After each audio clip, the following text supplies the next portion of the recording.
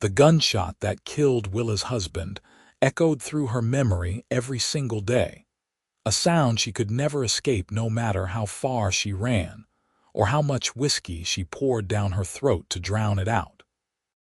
She stood behind the bar of the saloon she now owned in Castle Dome, Arizona, wiping down glasses with mechanical precision, her green eyes as empty as the desert landscape outside the dusty windows. It was the spring of 1883, and the mining town buzzed with prospectors and drifters, all of them chasing dreams of silver and gold while Willa Reynolds had given up on dreaming altogether. The afternoon heat pressed against the wooden walls of the saloon, and through the batwing doors came a man she had never seen before. He was tall, with sun-bronzed skin and dark hair that curled slightly at his collar, and he moved with the easy confidence of someone who knew exactly who he was. His hazel eyes swept the room before landing on her, and something in his gaze made her heart stutter in a way she thought it never would again. "Whiskey," he said, his voice low and warm as he approached the bar. "Please." Willa poured without speaking, sliding the glass across the scarred wooden surface. She had learned not to engage with customers beyond what was necessary. Conversation led to questions, and questions led to memories she would rather keep buried 6 feet under like Thomas. "Thank you, madam." The stranger took a sip and then extended his hand. "Name's Austin Shepherd. Just rode in from Tucson." She looked at his hand but did not take it. "We don't need names here, just money." Austin slowly lowered his hand, but his expression remained gentle rather than offended. "Fair enough." "How much do I owe you?" 20 cents.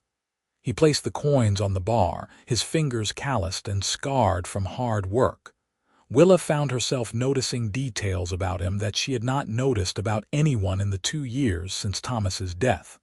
The way his shirt stretched across broad shoulders, the small scar above his left eyebrow, the kindness in his eyes that seemed genuine rather than the false sympathy she had grown accustomed to receiving. "You the owner?" Austin asked, not moving from his spot even though several other patrons called for drinks. "I am, and I have other customers." Willa turned away, serving the miners who clustered at the far end of the bar, their faces red from sun and alcohol. But when she returned, Austin was still there, nursing his whiskey and watching her with an intensity that made her uncomfortable. Not because it felt predatory, but because it felt like he was actually seeing her, not just the bitter widow who ran the saloon. "You need something else?" she asked, her tone sharp. "I am looking for work," Austin said. "Heard there might be ranch work around here. Know of anyone hiring?" "Try the Morrison spread. 5 miles north. They are always looking for hands." Willa started to turn away again, but Austin spoke. "What about here?" She paused. "What? You look like you could use help. Place this size, all these customers. Must be hard running it alone." Willa felt anger flare in her chest, hot and familiar. "I manage just fine." "I did not mean to suggest otherwise." Austin finished his whiskey and stood. "Just thought I would offer. Thank you for the drink, madam." He walked out, and Willa told herself she was relieved. The last thing she needed was some cowboy disrupting the careful routine she had built to keep herself from falling apart completely. She served drinks. She counted money. She went upstairs to her small room above the saloon, and she survived. That was all she could manage, and all she wanted to manage. But 3 days later, when 2 drunk miners started fighting and knocked over a table, smashing chairs and threatening to wreck her entire establishment, it was Austin who appeared from nowhere to break them apart. He held one man in each powerful hand, his voice calm but commanding as he told them to settle down or take their business outside. The miners, recognizing someone who knew how to handle himself, backed down immediately. They paid for the damage and left quietly. Austin set the broken furniture aside and looked at Willa, who stood frozen behind the bar. "Happened to be passing by," he said. "Hope you do not mind that I stepped in." "Why?" The word came out before she could stop it. "Why what? Why would you help? You do not know me. You do not owe me anything." Austin tilted his head, studying her. "Does there need to be a reason? In my experience, yes. Everyone wants something. Maybe I just do not like seeing people get hurt when I can prevent it." He moved toward the door, then paused. "That offer still stands, by the way. If you need help around here, I am a hard worker. I can handle a crowd, fix things, whatever you need." Willa wanted to refuse. Every instinct told her to keep her distance, to maintain the walls she had built so carefully. But the saloon was becoming too much for one person, and she had been losing money because she could not manage everything alone. "Room and board plus $20 a month," she heard herself say. "You work 6 days a week, sunup to close. Sundays off." Austin's face broke into a smile that transformed him from handsome to devastating. Deal. That was how Austin Shepherd became a fixture in Willa's saloon and, gradually, in her life. He arrived each morning before she came downstairs, already sweeping floors and wiping tables. He was unfailingly polite to customers but firm when needed, and within a week, word spread that the saloon had hired a man who would not tolerate trouble. Business actually improved because people knew they could drink in peace. Willa tried to maintain her distance, speaking to Austin only when necessary about business matters. But he had a way of drawing her out with small questions and observations that did not feel intrusive. "Coffee's good today," he would say, and she would find herself explaining that she had added cinnamon to the grounds, something her mother used to do. "Nice evening," he would comment, and she would glance out the window to notice the sunset painting the desert in shades of orange and purple that she had stopped seeing months ago. "You should eat something," he would suggest when she worked through dinner, and she would discover a plate of food waiting for her, prepared with care. It was the small things that began to crack her armor. The way he remembered she preferred her coffee black. How he always made sure the lamp in her room had enough oil. The careful way he repaired the broken railing on the stairs so she would not trip. 6 weeks after Austin started working at the saloon, a dust storm rolled through Castle Dome with such ferocity that everyone took shelter wherever they could. Willa and Austin found themselves alone in the saloon, the wind howling outside and sand pounding against the windows like a living thing. They sat at a table with a lantern between them, waiting for the storm to pass. In the flickering light, Austin asked the question Willa had been dreading. "What happened to make you so afraid of being happy?" She could have deflected. Could have told him it was none of his business. But something about the storm raging outside made her feel untethered, and the words spilled out before she could stop them. "My husband was shot 2 years ago, right outside those doors." Willa's voice was flat, emotionless. "There was a robbery. Thomas tried to stop them.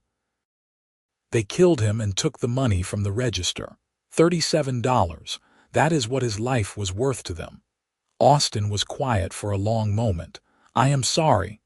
"Everyone is sorry. Sorry does not bring him back." Willa stood, intending to retreat upstairs, but Austin caught her hand gently. "You are right. It does not." His thumb traced circles on her palm, sending shivers up her arm. "But at some point, you have to decide if you are going to let that day be the last time you truly lived, or if you are going to honor his memory by choosing to live fully." Willa pulled her hand away, tears burning in her eyes. "You do not understand, maybe not, but I know what it is like to lose someone." Austin's voice was soft. "I had a younger sister, Sarah. She was 12 when she got sick. Fever took her in 3 days. I was supposed to be watching her, but I went out to check on the horses. When I came back, she was burning up, By the time I got the doctor, it was too late. Austin. Willa sat back down, her anger dissipating. I blamed myself for years. Thought if I had just stayed with her, maybe I would have noticed sooner. Maybe she would have lived. He met her eyes. But my mother told me something before she passed. She said Sarah would not want me to stop living because she could not. She would want me to be happy, to find joy, to make the most of the time I had. It is not the same. Maybe not. But pain is pain, Willa, and at some point we have to choose whether it defines us or whether we define ourselves despite it. The sound of her name on his lips broke something inside her. She had not heard anyone say it with such tenderness since Thomas died. A sob escaped her throat, and then Austin was there, pulling her into his arms, letting her cry against his chest while the storm raged outside. She cried for Thomas, for the life they had planned that would never happen. She cried for the children they would never have, for the dreams that died with him. But she also cried for herself, for the woman who had been so afraid of feeling anything that she had become a ghost in her own life. When the tears finally stopped, Willa pulled back, embarrassed. "I am sorry. That was unprofessional, Willa." Austin's hand cupped her cheek, his thumb wiping away the remaining tears. "Can I tell you something?" She nodded, unable to speak. "I did not come to Castle Dome by accident. I had been working at her ranch in Tucson, and a man came through talking about a widow who ran a saloon here. Said she was the saddest woman he had ever seen, like she was already half dead herself. Something about that stuck with me. I could not stop thinking about it. So I rode here, not really knowing why, just feeling like I needed to." "Why?" Willa whispered. "Because I spent 5 years being half dead myself after Sarah died, and I remember the person who pulled me out of it. A ranch owner who gave me a job and refused to let me wallow in my guilt. He told me every day that I deserved to be happy, that Sarah would want me to be happy, until I finally started to believe it." Austin's eyes were intense, searching hers. "I thought maybe I could do that for someone else. You thought you could save me. No. I thought maybe I could remind you that you are worth saving." The storm had died down to a whisper. In the silence that followed, Willa felt something shift inside her, like a door she had locked tight suddenly creaking open. She was terrified of what might come through, but also desperately curious. "I do not know how to do this," she admitted, "how to feel again, how to be anything other than angry and sad. Then let me show you." Austin's voice was barely above a whisper. No pressure, no expectations. "Just let me show you that there is still good in the world, that happiness is still possible." Willa thought about refusing. It would be safer to stay locked behind her walls, to never risk the kind of pain that came with caring about someone. But she was so tired of being safe.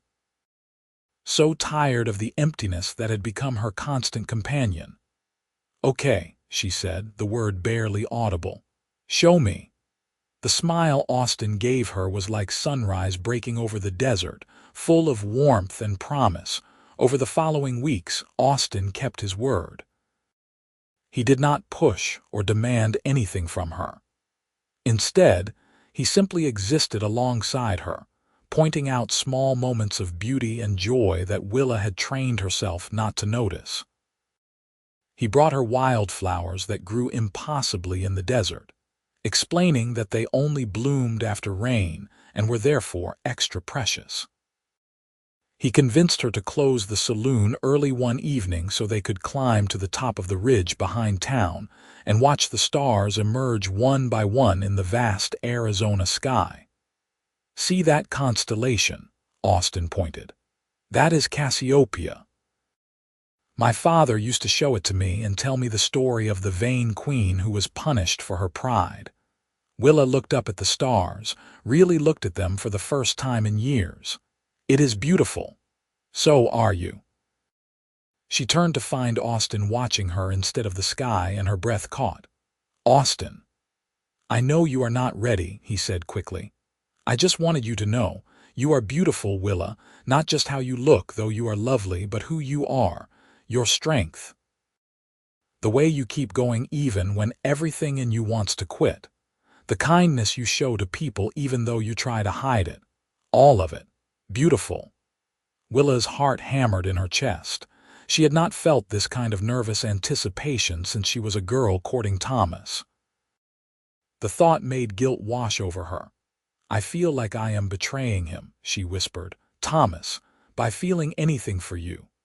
Austin took her hand, his touch gentle. Love is not a finite resource. You can love him and still open your heart to someone new. It does not diminish what you had. It does not mean you are forgetting him. How do you know? Because I loved Sarah with everything in me. But I also love my life now.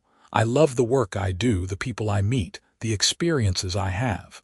That does not mean I love her any less. It just means I am choosing to keep living, which is what she would want. Willa leaned against Austin's shoulder, letting herself relax into the warmth of his presence. They sat in comfortable silence, watching the stars until the desert air grew too cold to remain outside. As summer approached, the heat in Castle Dome became oppressive. The saloon was unbearable during the day, and even at night, the temperature barely dropped. Austin rigged up a system of wet cloths and fans to keep the air moving, and he made sure Willa drank enough water. You will make yourself sick in this heat, he scolded when he found her working through the afternoon without a break. I have work to do, and I am telling you to rest. Austin's tone was firm but caring. Go upstairs where it is cooler. I will handle things down here. Willa wanted to argue, but the truth was she felt dizzy from the heat. She went upstairs and lay on her bed, listening to Austin's voice drifting up from below as he served customers and kept everything running smoothly. She woke hours later to find the sun setting and Austin sitting in the chair beside her bed, reading a worn book. How long have you been here? She asked, her voice rough from sleep. About an hour. Wanted to make sure you were all right. He set the book aside.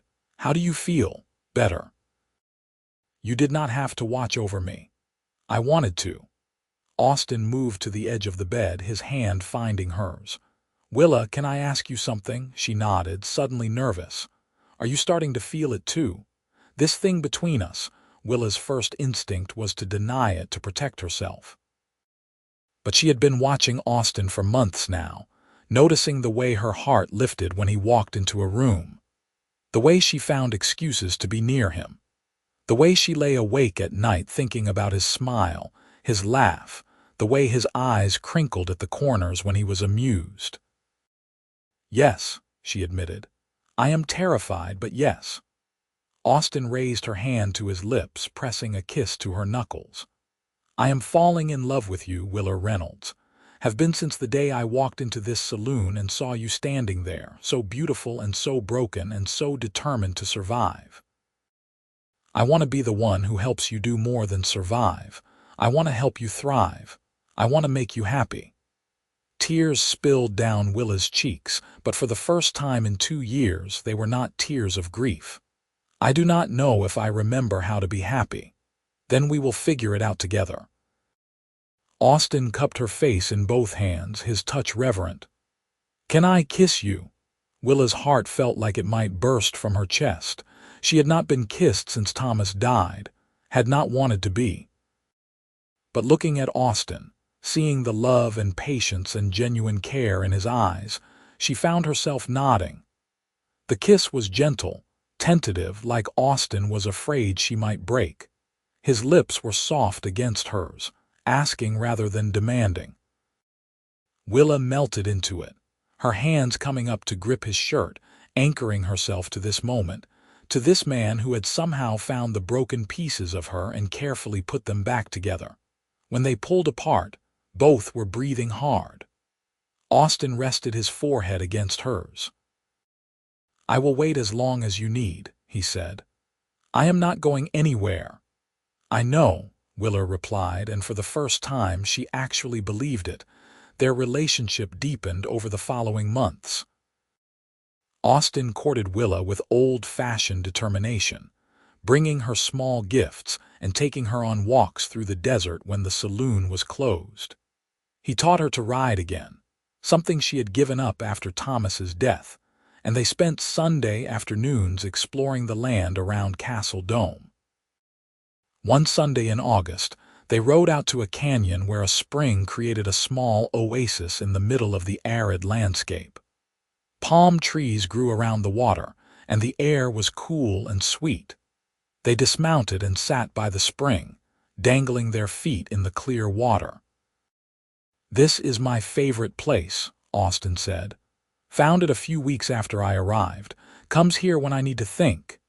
It is perfect." Willa leaned against him, comfortable now with physical closeness in a way she had not been months ago. "I have been thinking about something," Austin said, his tone careful, "and I want to talk to you about it, but I do not want to pressure you." Willa's stomach fluttered. "What is it?" "I want a future with you, Willa. Not someday in some vague, distant time, but an actual future. I want to marry you. I want to wake up next to you every morning and fall asleep beside you every night. I want to build a life with you, have children if you want them, grow old together." He turned to face her fully. "I know it has only been a few months, but I have never been more certain of anything." Willa's breath caught. She had known this was coming, had felt it in every look and touch they shared. But hearing the words out loud made it real in a way that both thrilled and terrified her. "I am scared," she admitted. "What if something happens to you like it did to Thomas? What if I lose you? Then you will have had the time we spent together, however long or short that might be." Austin took both her hands. "Willa, none of us know how long we have. Thomas's death taught you that. But living in fear of losing people means not really living at all, and I refuse to let fear steal whatever time we could have together. I do not want to feel that kind of pain again. I know, but you are already feeling pain, the pain of denying yourself happiness. The pain of being alone when you do not have to be." Austin's thumb traced circles on her wrist. "I am not saying it will be easy. Life is hard and sometimes terrible things happen. But I promise you that I will love you with everything I have for as long as I am able. And if that is 5 years or 50 years, it will be worth it." Willa looked into Austin's eyes and saw her entire future there. She saw Sunday mornings in bed, lazy and sweet. She saw children with his hazel eyes and her determination. She saw growing old together, sitting on a porch and watching the sunset over the desert they both loved. She saw happiness, real and lasting and possible. "Yes," she said, the word feeling like freedom. "Yes, I will marry you." Austin whooped with joy, standing and pulling her up with him, spinning her around until they both collapsed laughing into the sand. Then he was kissing her, deep and passionate and full of promise, and Willa kissed him back with everything she had. They were married in September in the small church at the edge of Castle Dome. Willa wore a simple cream-colored dress, and Austin wore his best suit. The ceremony was attended by the people of the town who had watched Willa transform from a ghost into a living, breathing woman again.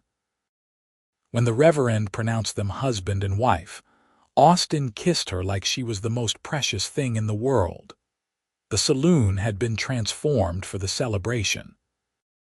Austin had spent days decorating it with lanterns and flowers, and tables groaned under the weight of food prepared by half the town. People danced and laughed, and Willa found herself in the center of it all, truly happy for the first time in years. "What are you thinking?" Austin asked as they swayed together to a fiddle tune. "That I never thought I could feel this way again, that you proved me wrong." Willa smiled up at her husband. "Thank you. For what? For not giving up on me. For showing me that happiness was still possible." Austin pulled her closer. "You did the hard part. You chose to believe it. You chose to let yourself feel again. I just reminded you that you could." That night, in the room above the saloon that was now their shared bedroom, Austin made love to Willa with a tenderness that made her cry. He worshipped every inch of her body, whispering words of love and devotion until she believed every single one. And when they lay tangled together afterward, Willa felt something she had not felt in 2 years. Peace. Life settled into a new rhythm. Willa and Austin ran the saloon together, a true partnership in every sense of the word. They still had Sunday afternoons to themselves, which they spent riding out into the desert or simply staying in bed, talking and laughing and reveling in each other. 4 months into their marriage, Willa woke one morning feeling violently ill. She barely made it to the basin before losing the contents of her stomach. Austin was at her side immediately, holding her hair back and murmuring soothing words. "I think you should see the doctor," he said when the sickness passed. "I am fine. Probably just something I ate." But when the sickness continued for a week, Austin insisted. The doctor examined Willa and emerged with a broad smile. "Congratulations, Mrs. Shepherd. You are going to have a baby." Willa stared at him in shock. She and Thomas had tried for children but had never succeeded. She had assumed she could not conceive. But apparently, fate had other plans. Austin's reaction when she told him was everything she could have hoped for. He picked her up and spun her around, laughing and crying at the same time. "We are going to be parents," he kept saying, as if he could not quite believe it. "Willa, we are going to have a baby." That night, they lay in bed with Austin's hand on her still flat stomach, talking about names and nurseries and what kind of parents they wanted to be. "I want our children to know they are loved," Willa said, "to never doubt it for a single moment. They will. Because they will have you as a mother." Austin kissed her temple. "You are going to be amazing at this. I am terrified. So am I, but we will figure it out together, just like we have figured out everything else." The pregnancy was not easy. Willa's morning sickness lasted well into her second trimester, and the Arizona heat made her miserable. But Austin was there every step of the way, bringing her cool cloths when she was overheated, rubbing her feet when they swelled, reading to her when she could not sleep. In May of 1884, after 14 hours of labor, Willa gave birth to a healthy baby boy. They named him Thomas Austin Shepherd, honoring both the past and the future. When the doctor placed the baby in Willa's arms, she looked down at his tiny face and felt her heart expand in a way she had not known was possible. "He is perfect," she whispered. Austin sat beside her on the bed, one arm around her shoulders, staring at their son with wonder. "He looks like you. He has your nose." They both laughed, giddy with exhaustion and joy. The baby squirmed in Willa's arms, his little mouth opening and closing like a bird's. "Hello, Thomas," Willa said softly. "We have been waiting for you." Parenthood changed them in ways both expected and surprising. Willa discovered a fierce protectiveness she had not known she possessed, while Austin proved to be a patient and devoted father. He would walk the floor with Thomas for hours when the baby was fussy, singing old cowboy songs in his deep voice until the infant fell asleep. They hired help for the saloon so they could spend more time with their son. Watching Austin with Thomas, seeing the love and care he showed their child, made Willa fall even deeper in love with her husband. "I never knew I could be this happy," she told him one night as they lay in bed, Thomas asleep in his cradle nearby. "There were days I wanted to die after Thomas Sr. was killed. Days I did not see the point in continuing. And now look at me. I have you, I have our son, I have a life I could not have imagined." Austin pulled her close. "You were always strong enough to have this, Willa. You just needed to believe it. You made me believe it. You proved to me that happiness was still possible." "We proved it to each other," Austin corrected. "Because you made me happier than I ever thought I could be too. Every single day I wake up grateful that I walked into your saloon, that you gave me a chance, that you let me love you." Willa kissed him, pouring all her love and gratitude into the gesture. "Best decision I ever made." As young Thomas grew, he proved to be a curious and energetic child. He had Willa's green eyes and Austin's easy smile, and he had both of them wrapped around his tiny finger. The saloon became more child-friendly, with toys in a corner and customers who had watched Thomas be born greeting him like an honorary nephew. When Thomas was 2, Willa discovered she was pregnant again. This time, the pregnancy was easier, her body knowing what to expect. In December of 1886, she gave birth to a daughter they named Sarah Rose Shepherd, after Austin's sister and the wild roses that grew near the spring where he had proposed. Sarah was the opposite of her brother in temperament. Where Thomas was loud and active, Sarah was quiet and observant. She had Austin's hazel eyes and dark hair, and from the moment she could focus, she watched everything with intense curiosity. "She is going to be the smart one," Austin said proudly, holding his infant daughter while Thomas climbed on his lap. "Thomas is smart," Willa protested. "He is. But Sarah is going to be the one who thinks before she acts. Thomas is all impulse." As if to prove his point, Thomas tried to grab Sarah's nose and had to be gently redirected. Willa laughed, loving the chaos and joy of their growing family. The years passed in a blur of happiness. The saloon continued to thrive, becoming known throughout the territory as a respectable establishment where families were welcome during the day, and adults could relax at night. Willa's reputation transformed from the sad widow to the savvy businesswoman who ran one of the most successful saloons in southern Arizona. Thomas and Sarah grew into bright, healthy children who loved exploring the desert with their father and helping their mother in the saloon.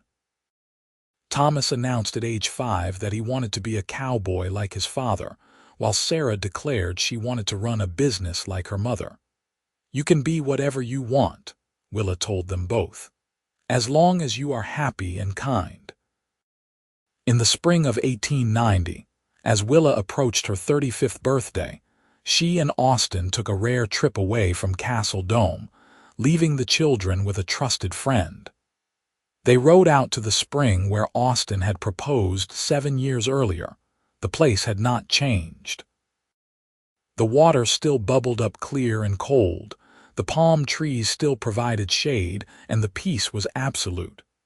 They spread a blanket and lay side by side, holding hands and watching clouds drift across the brilliant blue sky.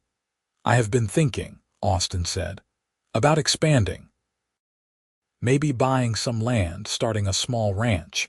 Nothing huge, just enough to keep us busy and give the children something to inherit." Willa turned on her side to look at him. "You want to give up the saloon, not give up. Just scale back. Hire a manager to run it most of the time while we focus on other things." Austin mirrored her position. "I want to spend more time with you and the children while they are still young. They are growing so fast, Willa. Thomas is already 6 and Sarah is 3. Before we know it, they will be grown and starting their own lives." "You are right," Willa admitted. "I have been so focused on the business that I have missed things. Last week, Sarah learned to braid her doll's hair, and I did not even notice until Thomas pointed it out. So let us do this. Let us buy some land, build a house, raise some cattle. We can still keep the saloon, but it will not be our entire life anymore." Austin's hand cupped her cheek. "I want to watch sunsets with you without worrying about whether the evening rush will be too much for our staff. I want to teach Thomas to rope and Sarah to ride. I want us to have time to just be a family." Willa thought about it, imagining a life beyond the saloon. A house with a porch where they could sit in the evenings. Land where the children could run free. Animals to care for and crops to tend. It sounded wonderful. "Let us do it," she said. "Let us build the life we want." Austin's smile was radiant. He kissed her deeply, and they spent the afternoon making love under the Arizona sky, celebrating the future they would create together. They found the perfect property 6 months later. 200 acres north of Castle Dome with a small house that needed work and enough grazing land for a modest herd of cattle. Austin threw himself into repairing and expanding the house, while Willa trained a manager to run the saloon in their absence. Moving day was chaotic. Thomas ran through the empty house claiming rooms, while Sarah carefully arranged her dolls in the bedroom she would share with her brother until they were old enough for separate spaces. Willa stood in the middle of what would be their living room and felt tears prick her eyes. "What is wrong?" Austin asked, coming up behind her and wrapping his arms around her waist. "Nothing is wrong. Everything is perfect. I am just overwhelmed by how different my life is now compared to 7 years ago." Willa leaned back against him. 7 years ago, I was barely surviving. Today, I am standing in a house my husband built for our family, about to start a whole new chapter. It feels like a miracle." "You are the miracle," Austin murmured into her hair. "The miracle is that you survived something that could have destroyed you. That you found the strength to open your heart again. That you gave me and the children the gift of your love." They stood like that for a long moment, Thomas and Sarah's laughter echoing through the house, their future stretching out bright and full of possibility. Life on the ranch was everything they had hoped. The children thrived with room to run and explore. Thomas proved to be a natural with animals, showing patience and gentleness that surprised everyone. Sarah, true to her observant nature, watched everything her parents did and began helping with chores at an age when most children were still playing with toys exclusively. Austin hired 2 ranch hands to help with the cattle and the heavy work. One was a young man named Miguel who had grown up on a ranch in Mexico and knew everything about raising cattle. The other was a grizzled former cavalry scout named Henry who taught Thomas to track animals and read the signs of the desert. Willa discovered she loved ranch life. She enjoyed cooking for the hands, managing the household, and even helping with some of the lighter ranch work. Every evening, she and Austin would sit on the porch they had built together, watching the sun set over their land while the children played nearby. "Happy?" Austin would ask, the same question he had asked her countless times over the years. "Incredibly," Willa would always reply, and she meant it every single time. When Thomas was 10 and Sarah was 7, Willa discovered she was pregnant once more. The pregnancy was harder than the previous 2, her body older and less resilient. But Austin was there every step of the way, taking over her chores and making sure she rested. In March of 1893, Willa gave birth to twin boys. They named them James and William, and their arrival brought new joy and new chaos to the household. Thomas and Sarah were old enough to help with their baby brothers, and watching all 4 children together filled Willa with contentment so profound, it sometimes brought her to tears. "Our family is complete," she told Austin as they watched the children play in the yard one Sunday afternoon.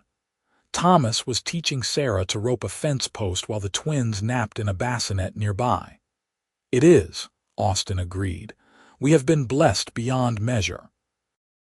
I never thought I would say this, but I am grateful for everything that happened. Even Thomas's death, as terrible as it was, led me to this moment.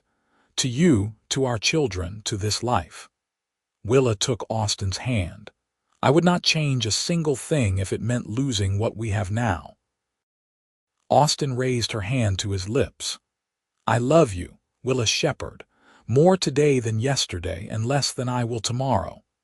The years continued to pass, marked by the steady rhythm of ranch life and the milestones of their growing children. Thomas grew into a tall, capable young man who worked alongside his father and the ranch hands, learning everything he could about running a successful operation. Sarah became her mother's right hand, managing the household accounts and helping with the twins. James and William were as different as night and day despite being twins. James was studious and serious, always asking questions about how things worked. William was adventurous and fearless, constantly getting into scrapes that gave his parents gray hairs. The saloon in Castle Dome continued to be profitable under the management they had hired, providing steady income that allowed the ranch to grow. Austin bought more land and expanded their herd, and within 5 years of moving to the ranch, they were one of the most successful operations in the region. Willa sometimes went into town to check on the saloon, and every time she walked through those batwing doors, she remembered the broken woman she had been. The place where Thomas had died no longer filled her with grief. Instead, it reminded her of survival, of strength, and of the cowboy who had walked in one day and changed everything. On their 15th wedding anniversary in September of 1898, Austin surprised Willa by taking her back to the spring where he had proposed. The children were old enough to be left with the ranch hands for an overnight trip, and Austin packed a bedroll and supplies for a night under the stars. They arrived at sunset, the sky painted in shades of pink and gold.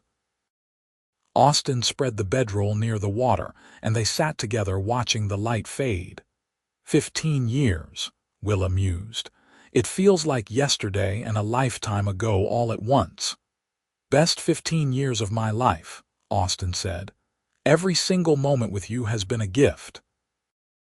Even when I was stubborn and difficult in the beginning, especially then, Austin grinned. You were so determined to keep me at a distance.